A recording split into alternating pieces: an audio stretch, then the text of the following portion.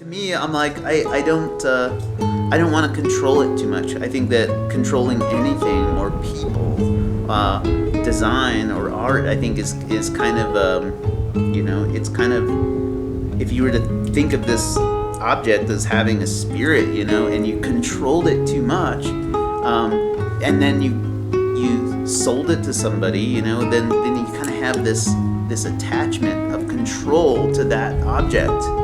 So I don't agree with that, per se.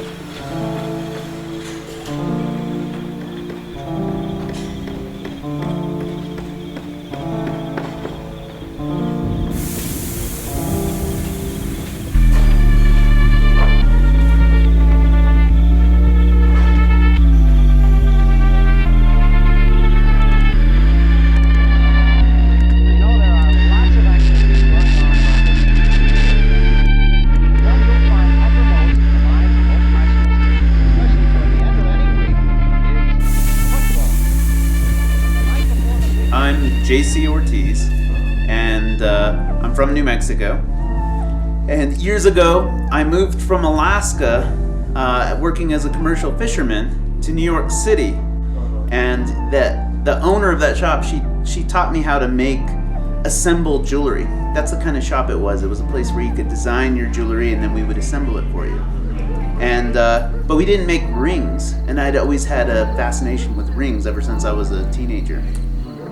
And long story short, at one point I started wax carving rings in my room in Queens.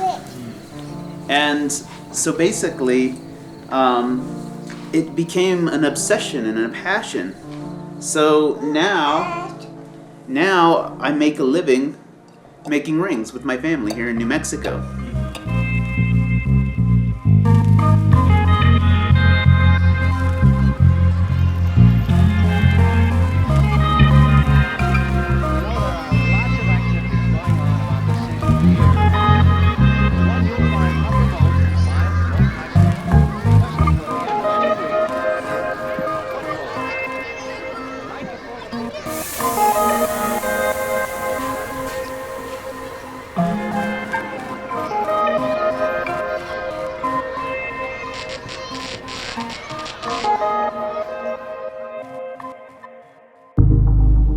For me, I'm really all about working. I have a ton of materials in my little studio, and I kind of I pick through, and if like a specific gemstone is standing out to me, I'm like, okay, let's grab it, and then and you'll see that in the video that we made. We're like, okay, well let's see what we can do with this, right? It's kind of like start it and finish it the whole way through. And often in the middle, I'm like, I don't really like this at all. This is not really turning out. But often I'm like, there's always a little voice like, just finish it all the way through and see what happens. And often those end up on some of my favorite pieces because I'm just like, I'm not fearful at that point to screw anything up. I'm just like, well, let's hit it with a hammer. Let's see what happens there. Let's put scratches in it. Let's saw it. Let's carve the stone.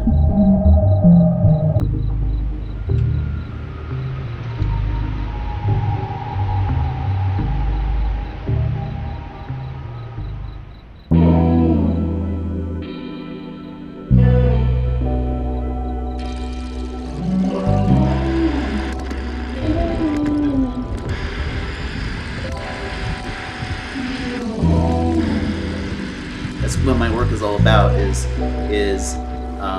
releasing the control So yeah, I think that nature is perfect, right? Nature will act upon materials as it does, and that's how it should be in my philosophy. Good way to look at it. I think it's like, okay, you make all these little arrangements, or like a sculpture. A sculpture itself is a puzzle, because you're like, I don't know how to excavate this area and this area to get this vision that I have in my head. And often you don't know how to sculpt something to make it work. Some people do, but the rest of us who don't know, we got to do it 100 times before we start to understand what the consequences of a stroke, right? So that same way, life and sculpting this kind of life, it's that same way. You're like, okay, well, I'm going to take a little bit off of here and then see what the result is. And sometimes it's a little too much, and then you have to start over, right, with a whole new block of stone, and be like, all right, well, let's try this again, and see where that leads us. If we take a little stroke off of here, a little stroke off of here, so you kind of sculpt this world.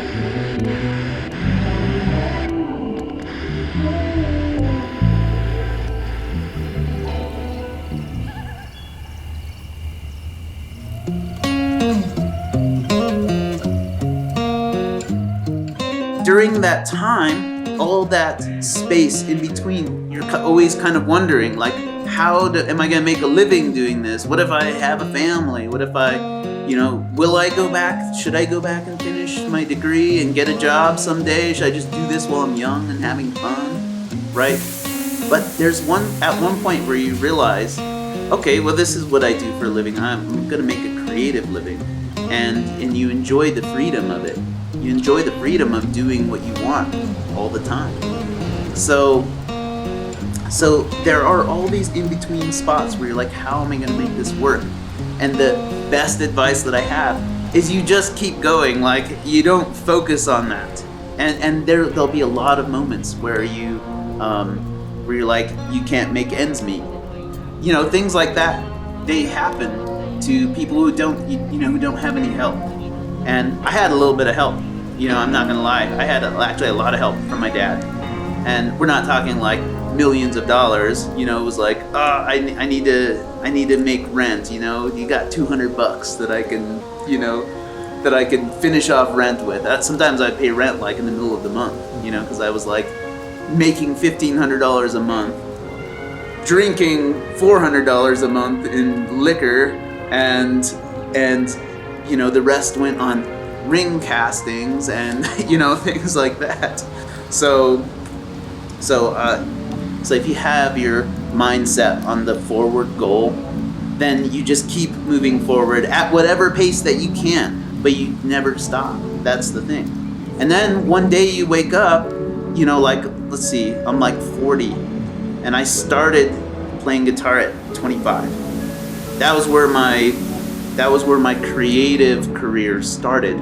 So here I am 15 years later, making rings for a living and playing music for fun more so. And so 15 years later, I make a decent living making rings. Now, and put that into perspective in a job, right? Like, you might work 15 years or more before you're actually making a decent living. So it's all relative. And in between that whole time, I did so many cool things with my time, and I was literally practically just a bum, like making no money at one point. And that was awesome time too, So I'll never discount that time that I lived just completely broke, because that's in itself is kind of a freeing thing to be like, oh, well, I have no money. What can I do? Well, I can draw, and that sounds freaking awesome. I can make a ring. That sounds even more awesome, I can write a song. That doesn't cost anything, right? So